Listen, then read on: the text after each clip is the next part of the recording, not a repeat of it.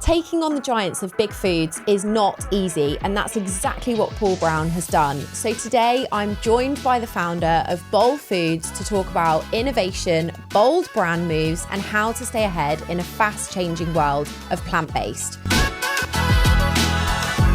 Episode 15 of Fuelling Foodies, let's go. Welcome, Paul. Thank you so much for being here. Thank you very much for the call up. Really looking forward to the chat. Really looking forward to it. And I think it's a really good time for us to just dig into all of the great things that you're doing at BOL. And I'm just going to add in how we got to know BOL. So we were at a marketing conference called Building Brands, which is a really big sort of marketing event down here in the Southwest, and it's ever growing. And we had these amazing goodie bags, and me and my team were all like, love looking in them. I wonder what we've got, wonder what goodies we've got. And your product was in there. So that is the first moment that we found out about BOL Foods. But that takes us into the brand. How did it start? What is that ethos behind it? So I'm going to hand it over to you if that's all right. Yeah, sure. So I think it was probably one of our power shakes. Yes. In the goodie bag, which is our latest piece of innovation. But chronologically, I'm sure we'll come on to that in a bit. So I actually started my career at Innocent Drinks, and that was my first foray into the world of FMCG. I was only 21 years old at the time. I'd tried and failed at a lot of professional sports. And I was actually a snowboard instructor in Mammoth Mountain in California. Had a really bad injury, so spent the best part of a year recuperating in Los Angeles. And that's where I saw people eating and drinking, healthy foods and living the lifestyle that I think lots of people do around the UK nowadays. So came back, wanted to start my own business, not too dissimilar to BOL now, but didn't have the funds to get it going, and Innocent Drinks had just launched. So I went and knocked on the door of Fruit Towers, convinced the three founders to give me a job. They gave me, my job interview essentially was to drive one of their very famous fruit vans that looked like I was in Dumb and Dumber, and drive it up to Manchester, where I was from. Because Innocent at the time was only selling in London, and start selling the smoothies out the back of the van. So That was day one, and stayed with Innocent for 14 years till the business, as most people in this industry know now, is sold to Coca-Cola. Yeah. And then the next part of my dream kicked on. I started BOL Foods on the 30th of April 2015. We've just turned 10. And it's felt like we call it the boller coaster. It's been a hell of a ride, but we are. By the way, you'll work out the three letters BOL are the most punnable words in the English language. So I'll chill out on the puns. But it's been, from day one, we always wanted to make nutritionally powerful food without compromise. Everything has always been about helping busy people eat well and live their best lives. Yeah. And super proud of what the team have done. And I think, from our perspective, or especially my perspective, I can really relate to that because it's that constantly being on the go. How can you fuel your body properly? And then when you think about the rise of, Gen Zers and the types of foods and consumables that they want, again, it's thinking about how you can fuel your body in the right way with speed as well. So I think it's definitely really important. I think as a nation and, everything that we're focusing on is getting more and more about the nutrition values. How much protein has it got in it? What can it really do for me? Versus I think if we go back sort of 10 years and it was less important. I'm not saying it wasn't important, but it was less important to the end consumer. So it's definitely sort of leveled up in our society. And is that what you're seeing from a consumer base, that actually they are focusing more on that and you're putting that messaging front and center? Are you seeing that more? Yeah, massively. And I think it's needed. We are facing into a lot of challenges when it comes to food and drink.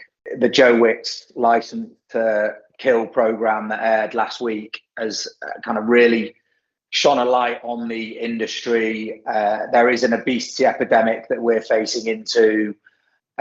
We were the first brand to launch into fresh soup and lead with high protein, immunity boosting, all those functional benefits. And for me, we've always kept it just pretty simple at BOL. Almost every product we've ever made, we've always kind of gone into it. It needs to taste absolutely amazing.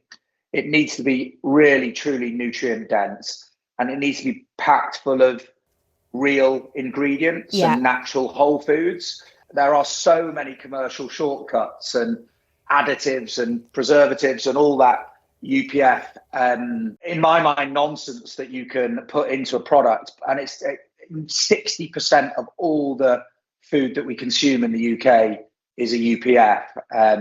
7% of all adults in the US of A are metabolically healthy. That means 93% are not.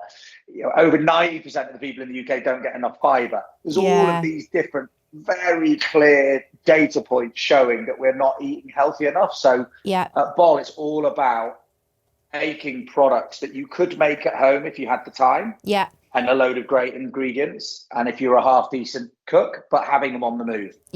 Okay. So I guess that takes us into a pretty bold move going into the industry that you sit in. And that's removing that meat, fish and dairy piece and thinking about that in terms of your brand. Can we talk a little bit more about what drove that decision and how did that feel internally? Did it feel like it was the right decision? Did it feel alien? Just talk me through that a little bit. So we started the business in 2015, like I mentioned earlier, and the first couple of years was more of a success than we anticipated. We were profitable. We donated all of our profits to the Action Against Hunger charity. We actually just won New Business of the Year at the National Business Awards. And we had, as you mentioned, we had lots of recipes that contained meat, fish and dairy. We had a lot of vegetarian recipes as well, but I just watched Cowspiracy. I read incredible books like How Not to Die, and I guess realized that the industrialized food system is not having a great impact on our health or the planet. And so half of our recipes were vegan and vegetarian and half of them weren't. And so made the pretty bold decision, like you say, to drop the recipes with meat, fish and dairy pretty much overnight. And they were, ironically, our best-selling recipes. Ooh. And we half the size of the business. But we did it because, I couldn't have read the tea leaves. I couldn't have known that, certainly for a few years, that whole plant-based trend would become so mainstream.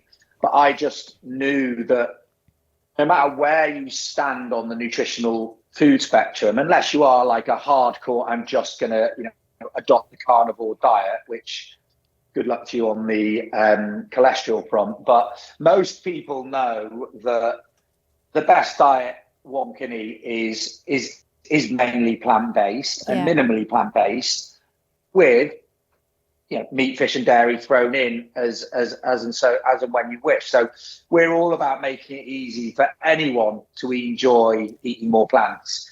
And that often means meat eaters, which is, we're not here to make it easy for more vegans to eat more vegan food. But that was a true strategic pivot. I think that term gets overused a lot in the industry. When you make a decision to half the size of your business and truly go into the unknown, and it was pretty scary. The investors weren't too happy. I told the team here to brush up their CVs because we might not have got through it, but I just genuinely felt that we could be a business that could stand for so much more. And that happened in 2016, 17, just under 10 years ago now. Feels like a lifetime ago. And often people don't see the brand as a plant-based brand, and I see that as a compliment. I was even in a big meeting with one of the top 4 retailers the other day, and we talked about the plant-based elements of the brand, and they didn't know, and that's because we make, we have a delicious bolognese recipe that happens to be made with lentils. Our power shakes sit in the dairy drinks category, and clearly we use coconut milk, not dairy milk, but it's not the front and center. Consumers should not need to compromise. And I think that's probably something some of the entrepreneurs who may listen to this podcast, it needs to be matching or better anything else. And I think we can go toe to toe with any soup, any meal, or any complete nutrition drink and happen to be plant-based. Yeah. And so we sit in the rolling hills of Devon. We are surrounded by farms and, some amazing food and drink brands, a lot of who we've worked with over the years for a really long time. And just going back to your meat element, I worked for a client and I was on the farm. I saw, where it came from, how it was then butchered. And it is so important that actually the qualities of the meat, the fish and the dairy, that as like you say, as a consumer, if it's in there, they know it's of good quality. So for us, it's something that, we do in terms of marketing quite a lot, because a lot of our clients, that is their USP, that is their front and center. This is meat that actually is reared as it should be, and all of that stuff as well. So totally can relate to that. But just from a marketing perspective, so we sit in digital marketing, we sit in the digital world. So a lot of our clients sell products online, and it's that sort of D2C world.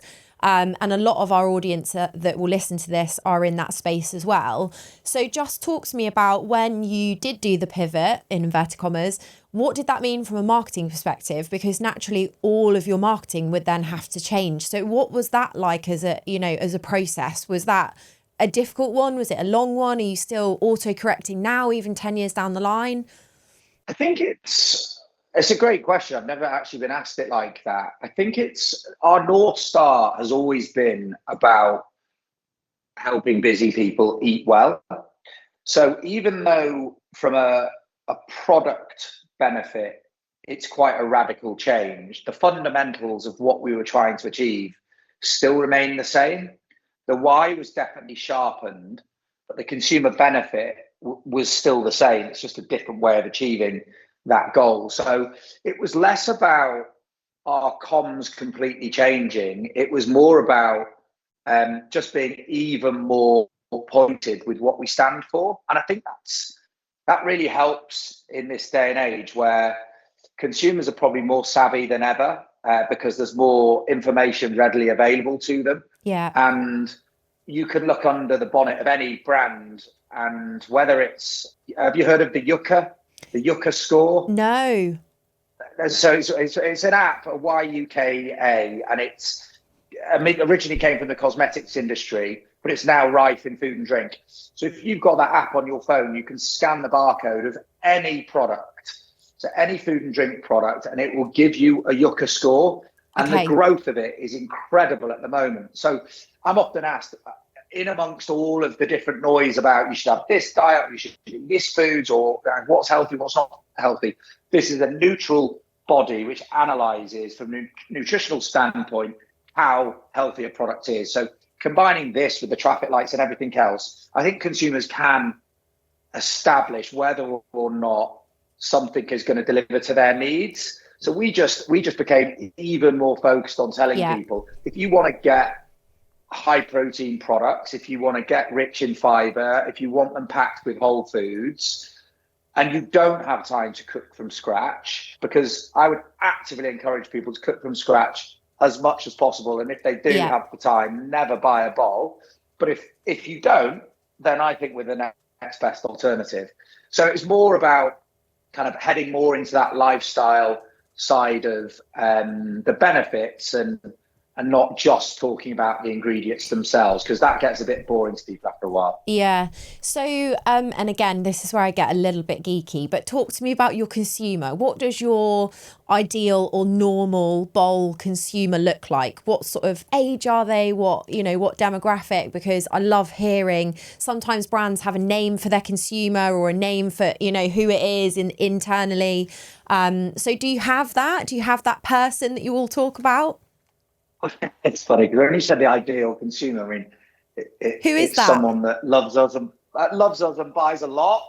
I'm happy with that. No, from a pen portrait perspective, without kind of coming across as kind of too corporate-y on it, of course we have like a bullseye target consumer who we need to target. We're a digitally led brand from a marketing perspective. A big proportion of our investment goes on meta ads, and you don't want wastage there, right? So I've not met you in person. I've only met you for the last 20 minutes we've been talking on this podcast, but I could already work out you're probably pretty bullseye. So Am I? I'm a consumer. There we go.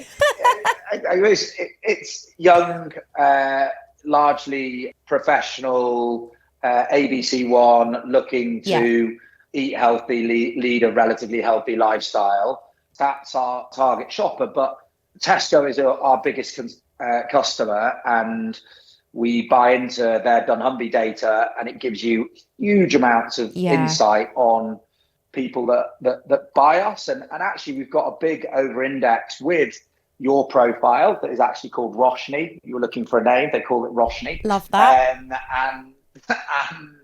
But we actually have a real over-index with people over the age of 50 who are might be not cooking as much as they used to, might have had, people that have fled the nest or whatever it might be. And they love our meals and our soups as well. So it depends. When you ask about an ideal consumer, it's like a joke about someone that loves us and buys us, but there is a massive spread on that. Yeah. But when it comes to your marketing efficiencies, I truly believe you need a real target, and you focus most of your energy on that.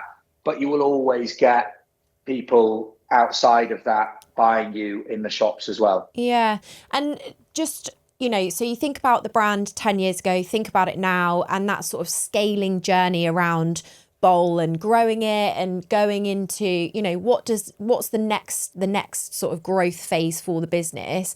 How do you scale and grow but without losing that authenticity and keeping true to those values and making sure that even though you are growing and you're going on this journey as a brand and as a business, how do you still just stay really grounded to exactly like you were saying a minute ago? We want to make sure people can have the most healthy foods at home when they need it. How do you keep really close to that mission when there's scale and growth in the mix as well? Because that's something that a lot of brands that we work with ask us a lot, and there's always that sort of, it's like a scale, isn't it? It's around how do you keep true to your missions and your values but also grow at a really fast pace, or what does that scale look like? So can we just delve into that a little bit more? I think it's just being really clear from the outset what your vision is. We do have a global mission for the brand to become a global plant-based brand that wins with our natural credentials. Our mission is all about making nutritionally powerful food. And like I said to you, our purpose is about being able to inspire people to enjoy eating more plants, live their best life. You combine that with the values that are actually on the wall in our meeting room here. Do you know, I did wonder what was on the wall behind you. So I'm really glad that you've pulled that round, because I love it. I absolutely love it. Yeah, we've got our clear values that anyone that joins the business. We've got a value around family. It's all about more kind of band of brothers and sisters rather than just colleagues. Our second value is around ownership, so truly taking accountability. There's then something around growth, so having that growth mindset, because times will always be tough, and it's about how you kind of come out of them with the right attitude. Our fourth and penultimate is around excellence. So really, if we say we're going to do something, we do it, and we do it to the highest standard possible. And the final one is around legacy. And I think the final one is probably the value that most links to the question you've just asked, because if you're truly bought into the purpose of the brand, which we've got a team of 30 people here who have trodden the boards at massive businesses like P&G or L'Oreal and Innocent Drinks, and they've taken a bit of a risk joining a startup scale up in BOL. But a lot of the reason that they've done that is because they truly want to make an impact and do consider purpose over profit. So we've got to be a commercial business, but we've got to avoid the commercial shortcuts. We can't fall on our sword when it comes to making decisions that aren't aligned to our values for scale. And if that means it takes us a little bit longer to scale, then that's fine. So the product that you mentioned earlier are the power shakes. we've headed into that category, and there's some massive brands there. Huel is globally the number one nutritionally complete brand like in the world. Y-Food, who sits next to us, is owned by Nestle. Yeah. Those guys, like, they're doing a brilliant job, and chapeau to them. They've created the category where we sit. But we're doing things differently. We're using real ingredients, and we're really pushing that whole food element. And so it's about offering something that can valorize a category and recruit new people into the category. Because if you just try and scale by doing the same as what everyone else, particularly as a smaller brand, yeah, you will ultimately get eaten alive. So you need to stick to those principles if they're truly part of your DNA. And again, what we see a lot is a food and drink brand might come to us. They might have, their core offering, and then they might go into a different category with a different product. So a really good example of that is, I'm a popcorn brand. I sell a popcorn product, but actually I'm going to go into the chocolate category, for example. So, crossing those categories is also really interesting. And again, it's where I really love to geek out, is how, as a food and drink brand, even though you're in one category, can you then diversify and go into other categories? And again, even saying that, your consumer then changes as well, doesn't it? Your marketing message, your everything that you're pushing is then totally different, because the need and desire is different. So just from a plant-based category, naturally, that's kind of been on a bit of a journey, hasn't it? If we think about plant-based, 5 years ago to where we are now with plant-based, and like I say, the rise of the Gen Zers who are so health conscious with what they're looking for. And I'm a millennial, and I think we sit in the middle of, we're conscious about what we're eating. And again, I can only talk from, I was brought up, we had home cooked meals, no fast foods. We still cook now from scratch, and I'm teaching my little stepdaughter to do the same. But I think we're from a generation where we know that, but I think the next generation sort of below us, they are so much more health conscious than we ever were. Mm-hmm. So plant-based has obviously had its sort of roller coaster ride over the last few years, but what do you think has helped the trend of plant-based, and what do you think's helped it sort of rise and fall, and what's that look like? Because it's a difficult one, isn't it? It is, and it's the rise of some of those fake meat brands, particularly over that COVID era, was pretty incredible.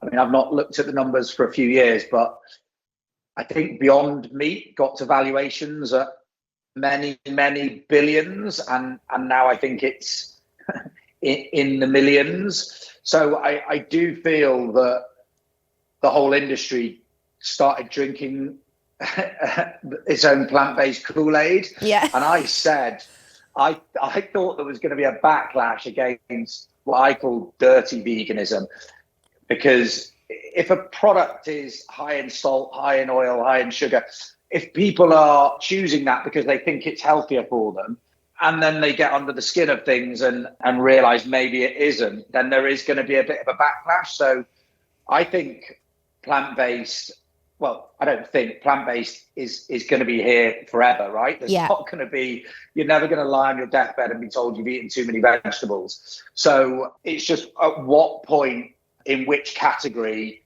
plant-based is going to continue to play a really important role. And I believe it's going to be more in the naturally plant-based, as those plant-based products that are as minimally processed as possible, as opposed to the fake meat, pretty processed alternatives. Yeah. But I think things are still very much leveling out on that front. Yeah. And I think it's an interesting one to watch, and I'm sure you keep a closer eye than I do, but I'm sure over even the next sort of 6 months to a year, the sort of trends within that are going to be really interesting to watch. So if I'm a consumer, I go into a store, where can I buy BOL? What can I buy as well? What can I feel in front of me outside of that online world, so that we can point everybody in the direction of picking up your great products?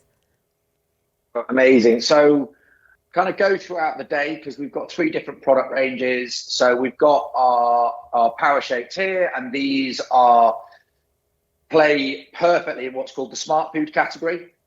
So it is a complete nutrition drink, Lots of people are having them for breakfast or having them pre or post workout. I They're really, generally found in the. I really need those. I need to top up on those. That's what I need to do. Okay, we need to get those some samples to you then. But they're available in the dairy aisle or front store in lots of the big supermarkets. Amazing. Then we have our fresh soups. So these are the soups, and they're in the fresh soup fixture in the big supermarkets and can be bought online as well. And then finally, this is the new range. It's only actually launched in the last couple of weeks. So this is our Power Pot Protein Plus range. I said it to the team yesterday. I think this might be the most nutrient-dense, chilled, prepared meal on the planet. So it's high in protein, over 30 grams of protein, and it's high in fiber as well. So these have just launched into Tesco in the last couple of weeks. So that's where people can buy them. And we've got a store locator, so they can check it out on the website. Check it out. And you just actually took the next question out of my mouth. I was going to say, what's next for BOL? What is the next sort of big move? Can you tell us anything? I know 2026 is obviously on the horizon, and we think about things like Veganuary, and we think about, you know, health and wellness when we get to that new year piece, which I would imagine is a big time of year for you. But can you give us any teasers for next year or what's to come? But I think you've given me one teaser with your pot that's just about to go in. Exactly. No, a couple of things spring to mind there. Firstly, international. So we've got some big things happening in the world of taking the brand international. In the last couple of weeks, we've just launched into Albert Heijn, which is the biggest supermarket in the Netherlands. Amazing. So we want to be rolling out across the whole of the Benelux. So Belgium, Luxembourg and the Netherlands. And then there are other countries around the world that we'd love to be in within the next year. So that's a big area of focus. And actually, we've only just relaunched our D2C. So we did D2C for a few years. It didn't quite work out for us. I don't think we had the right proposition. So it was when our shakes were in a glass bottle and it wasn't really conducive to sending around in the D2C world. But in the last 6 months, we've relaunched D2C and it's absolutely flying. So we really want to scale that channel. That is a big part of what we're doing. And then the final thing is just around our product range. So I've just gone into detail about the 3 product ranges that we have. It's less about coming out with anything new beyond that at this stage. It's just about really improving what we've got and bringing out new product angles within those families. Amazing. And D2C is absolutely the world that we live and breathe. So if you ever want to ask anything D2C, you know where we are because we absolutely love it. But before we end this pod, I really need to touch on the snowboarder piece because I know we've been talking all about BOL Foods and all of that stuff, but let's go right back to the beginning. What happened in terms of that with the snowboarding and the accident? So I'd qualified as a professional a week earlier. Oof. So I could actually teach people, and I was then in a border cross race. Okay. So for those people that don't know what border cross is, it's going down the mountain as quickly as you can, going over massive jumps. It's relatively dangerous, as I found out, and I was in a race and I went over a huge jump, went about 40 foot in the air. Landed on my arm, broke every bone in my wrist, dislocated my elbow. So it was a pretty traumatic injury at the time. But it's always about context, isn't it? Because one of my best mates on the same day was playing professional rugby, and he broke his back. So it was on my 21st birthday this all happened, and it's just one of those things that who knows where these bad injuries are going to lead, but. It's definitely helped me focus on the world of food, not being paid to play sport. Yeah, that's it. And the only reason I asked as well is I am such a keen skier. I absolutely love skiing, which snowboarders and skiers don't really get on, do they? But that's why I asked. Where were you based as well? Were you based abroad? It was in Mammoth Mountain in amazing. California. Yeah, amazing. So it's pretty good. Yeah. I ski as well, but just not as good. Yeah, just not as good. I'm not as good a skier. Amazing. Exactly. And then the only other piece that we haven't touched on, so we are massive Innocent fans, absolutely love from a branding perspective. And when I say Innocent fans, I've got a little 7-year-old that loves their smoothies, but from a brand perspective, you know, we follow their marketing. It's quite bold. It's quite out there in terms of what they do. What was your journey at Innocent like for 14 years being there? Because I would imagine you saw quite a lot of change and movement within that time, that has probably shaped, you know, the things that you're doing now at BOL, because you've been there, you've been in a business, you've grown it, you scaled it, and actually it gives you a really good front foot, doesn't it?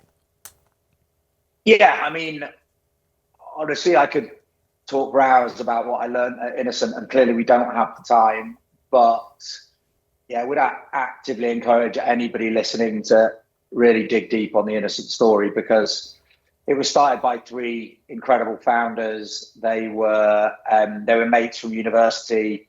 They all had proper jobs, and they went to a music festival and started making smoothies and had a yes bin and a no bin, and asked people, should we give up our normal jobs and start selling smoothies? And the yes bin was full, and the no bin had a few messages in there, mainly from their parents, saying, don't do it, stick to the normal careers.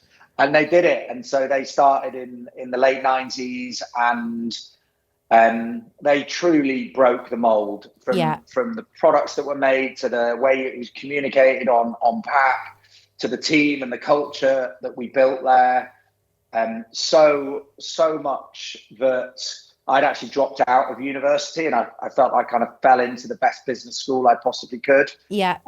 It was an incredible place, and clearly I've not been there for over a decade now, and it's now owned by Coca-Cola. But my understanding is it's very much run as a standalone business in London, with lots of passionate people trying to pick up the mantle from where we left off. But it is a brand that I think has spawned many different great things that have happened across the world of FMCG over the last 2 decades. Yeah, definitely, absolutely, totally agree with you there. We're going to have to wrap up. I feel like that time has just gone so quickly in terms of our conversation, but I just want to finish on. So naturally, we work with founder-led brands. We sit in the food and drink space. We're based in Devon and London as well. But one piece of advice, if you were to start from the beginning, right again, and you were to say, this is my piece of advice for another founder who is in your shoes, what would it be? Because that would be so valuable for our audience. And we have clients coming to us in that position all the time. So it's a bit of an open-ended question, but on purpose. I think I'm going to put 2 into 1 when my brain goes. So I think there's something about things happening. Things will more than likely happen a lot slower than you would like. So don't get too disheartened with that. Like I said, I tried to start my first business in my early 20s and didn't actually get it off the ground until my mid 30s. Yeah. But if you've got the right mindset and you can see and concentrate on the process, if you really, really want it, it will come. But it can't be rushed. And I'd encourage everybody to get their elevator pitch down. And for me, an elevator pitch is can you explain your business idea in 7 words or less? Yeah. And not if you can explain it within a couple of minutes. And you don't know who's ever going to walk into that elevator. But my favorite one is it's like Top Gun, but with cars. Yeah. And that was the elevator pitch to Fast and the Furious. And it's just like which is like the 4th biggest film franchise of all time.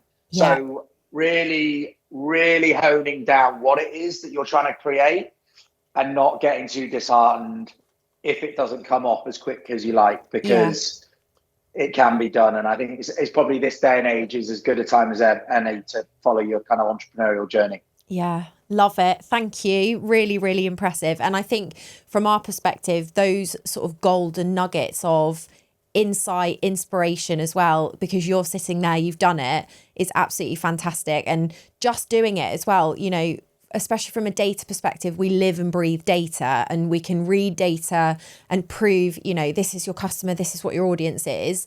And this is where you need to then focus, obviously, from a marketing perspective. But from a business perspective, again, you know, read your customer. Who is your customer? Talk to them, get them in front of you. And from our perspective, who is actually our customer in a food and drink world, when we got to the point where we really knew what we loved, whether that's, you know, D2C, food and drink, and we really went into that sort of niche.